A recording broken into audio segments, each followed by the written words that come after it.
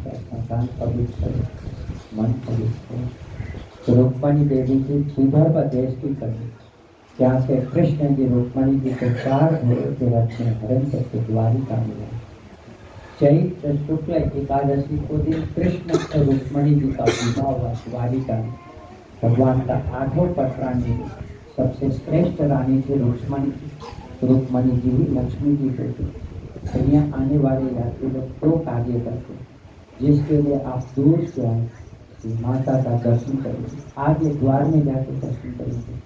तो दर्शन लेने के बाद सामने उतरेंगे, वहाँ जल का प्रसाद पीना, यहाँ पानी पीने का महीना है और यहाँ पानी का दान करते हैं। दान करना नहीं करना होगा मर्जी की बात है, इच्छा की बात है। कोई वक्त यहाँ बनता नहीं, दान करेंगे तो मेरा तीरथ पूरा हो जाए, इसे मन में नहीं रखेंगे। इनसे दर्शन करो, जल प्रसाद पी के परिक्रमा करो, तीरथ आपका पूर्ण होता है। कृष्ण और रुक्मणी जी का विवाह के बाद गुरु दुर्वासा जी को आश्रम पर भोजन के लिए न्योता देने गए पिता। तो यहाँ से 50 किलोमीटर दूर आते और दुर्वासा जी को कृष्ण और रुक्मणी जी भोजन के लिए न्योता देते हैं कि आप मेरे साथ गुरु महाराज द्वारिका में भोजन के लिए चलेंगे।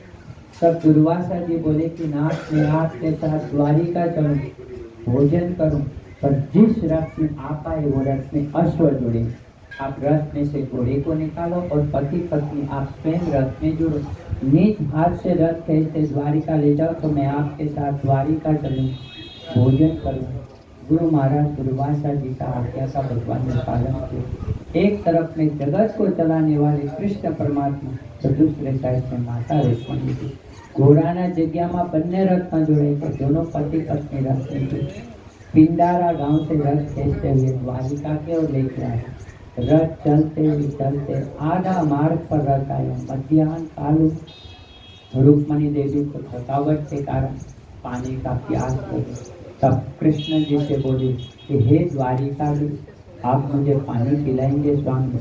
अब मेरे से रस आगे खींचा नहीं जाए और पानी नहीं पिलाएंगे तो मैं रथ को छोड़ दूंगी। रुक्मणी देवी को पानी पिलाने के लिए कृष्ण जी ने दाहिना पैर का अंगूठा भूमि में दबाया और भूमि में से भगवान ने चरण में से गंगा जी को प्रागट किया। जैसे गंगा जी बाहर निकली, रुक्मणी जी ने धोबे से पानी पिया, माता का प्यास मिट गया। पर माता से भूल इतना हो गया कि रथ में बैठे दुर्वासा जी न्योते हुए गुरु ब्राह्मण को पहले पानी पिलाना चाहिए या फिर उनसे आज्ञा लेने के बाद माता को पानी पिलाना।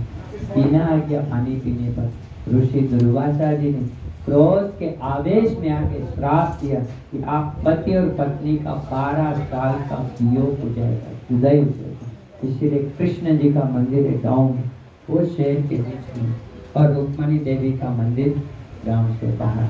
जहां आप खड़े इस पवित्र भूमि में, यहाँ 12 साल तक रुक्मणी जी ने जंगल के भीतर में तपस्या किया, इसलिए ये मंदिर अलग निर्माण हुआ।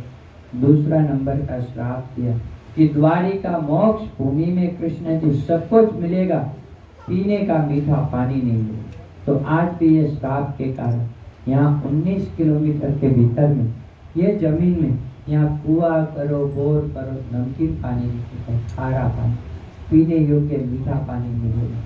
यहाँ आने वाले यात्री लोग अपना परिवार में, घर में, कुटुंब में से कोई छोटा बड़ा युवा वृद्ध में से जो 7 पीढ़ियों में से चल बसा, कोई तीर्थ में आया, कोई नहीं आया, जिसे हम जानते भी नहीं, तो वह समस्त पितृ देवता को मोक्ष मिले, यहाँ जल के लिए दान करते।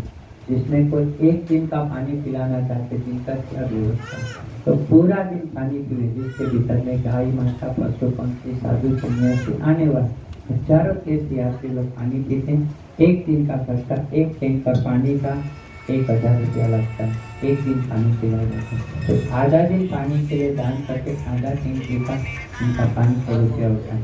वो न बना तो 21 गरा पानी के लिए भेज करते 200 रुपया होता है। नहीं मन मानता है तो 2 हाथ जोड़ेंगे, कोई वस्तु बंधन नहीं। दर्शन लेने के बाद एक बार नहीं, 2 बार नहीं, आपका 100 बार मन माने तो जहाँ भी जाते हैं वहाँ अपने लिए देते। आज मोक्ष द्वारिका धाम में आए, जिन्होंने अपनों को देके जल बसा, वो सर्व पितृ देवता को निमित्त जल के लिए दान देना हो, तो ये काउंटर पर दान करना।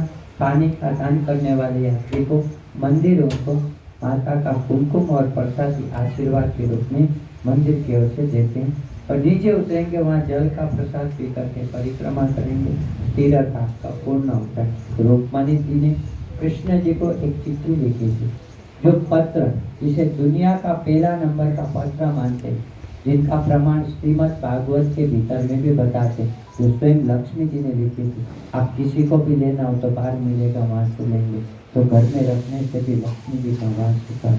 बोलो द्वारिकाधीश की